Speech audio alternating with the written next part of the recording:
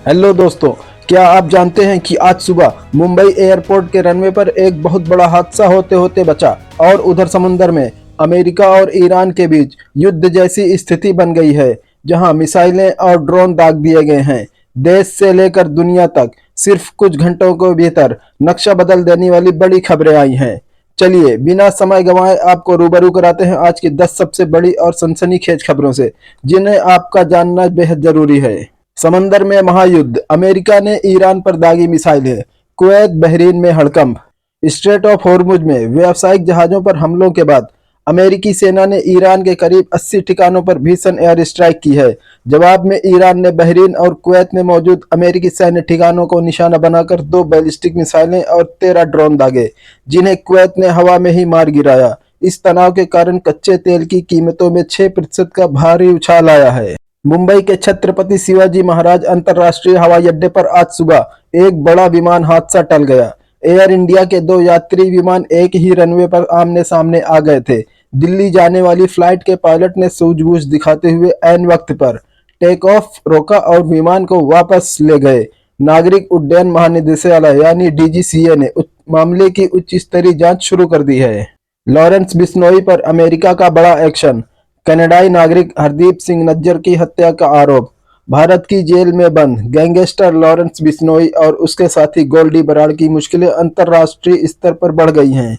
अमेरिकी federal court ने chargesheet दाखिल कर दोनों पर साल 2023 में कनाडा में हुए खालिस्तानी अलगाववादी हरदीप सिंह निज्जर की हत्या की साजिश रचने और आदेश देने का आरोप लगाया है। कनाडाई सरकार अब अमेरिका के जरिए भारत से बिश्नोई के प्रत्यर्पण की कोशिश में जुट गई है। बंगाल में बुरईपुर एनकाउंटर, 11 साल की बच्ची के दुष्कर्म और हत्या का आरोपी ढेर। पश्चिम बंगाल के बरुईपुर में एक 11 साल की बच्ची के साथ हैवानियत करने वाले मुख्य आरोपी को पुलिस ने आज एक एनकाउंटर में मार गिराया। आरोपी को शिनाख्त के लिए ले जाया जा रहा था जब उसने पुलिस की पिस्तौल छीनकर भागने की कोशिश की। जहां जनता इस त्वरित न्याय की तारीफ कर रही है, वहीं विपक्ष पुलिस की कार्यप्रणाली और मानवाधिकारों को लेकर सवाल उठाने शुरू कर दिए हैं। राम मंदिर ट्रस्ट की चोरी पर एसआईटी का बड़ा खुलासा, 45 दिनों में 70 बार हुई चोरी, सीसीटीवी में बड़ी चूक। अयोध्या के राम जन्मभूमि मंदिर में दान के पैसों की गिनती के दौरान हुई हेराफेरी के मामले में उत्तर प्रदेश सरकार की एसआईटी ने अपनी जांच रिपोर्ट सौंप दी है। रिपोर्ट में खुलासा हुआ है कि महज 45 दिनों के भीतर 70 बार पैसों की चोरी की गई है। दान काउंटर पर सीसीटीवी कैमरों की पोजीशनिंग में बड़ी खामियां थीं। इसके बाद ट्रस्ट ने बैंक खातों की जिम्मेदारी अब 3 अलग अलग लोगों के पैनल को सौंपने का फैसला किया है। देश के कई हिस्सों में कुदरत का कहर, केरल में ऑरेंज अलर्ट, जम्मू कश्मीर में भारी नुकसान। मानसून देश के बड़े हिस्से में आफत बनकर बरस रहा है। केरल के वायनाड में हुए लैंडस्लाइड के बाद हालात बेहद गंभीर हैं। केंद्रीय गृह मंत्री अमित शाह ने मुख्यमंत्री को हर संभव मदद का भरोसा दिया है। मौसम विभाग ने केरल के 9 जिलों में ऑरेंज अलर्ट जारी किया है। वहीं जम्मू कश्मीर और मुंबई के निचले इलाकों में भारी जलभराव से जनजीवन अस्त व्यस्त है। पीएम मोदी का बड़ा बयान, इंडोनेशिया में कहा भारत इजराइल फिलिस्तीन के 2 स्टेट सॉल्यूशन के साथ।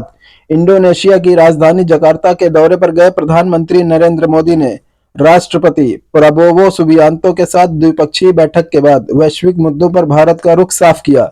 पीएम मोदी ने कहा कि भारत इजराइल फलस्तीन विवाद को खत्म करने के लिए 2 स्टेट सॉल्यूशन का पुरजोर समर्थन करता है। इस दौरान भारत ने इंडोनेशिया को ब्रह्मोस मिसाइल सिस्टम सप्लाई करने के समझौते पर भी हस्ताक्षर किए। नीट पेपर लीक मामला, सीबीआई कोर्ट ने मुख्य आरोपियों की रिमांड 11 जुलाई तक बढ़ाई।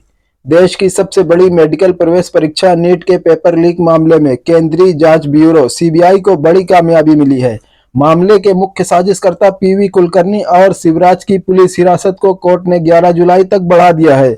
सीबीआई को आशंका है कि इस रैकेट के तार कुछ और राज्यों और रसूखदार लोगों से जुड़े हो सकते हैं। फुटबॉल वर्ल्ड कप 2026, स्विट्जरलैंड ने रचा इतिहास, 1954 के बाद पहली बार क्वार्टर फाइनल में।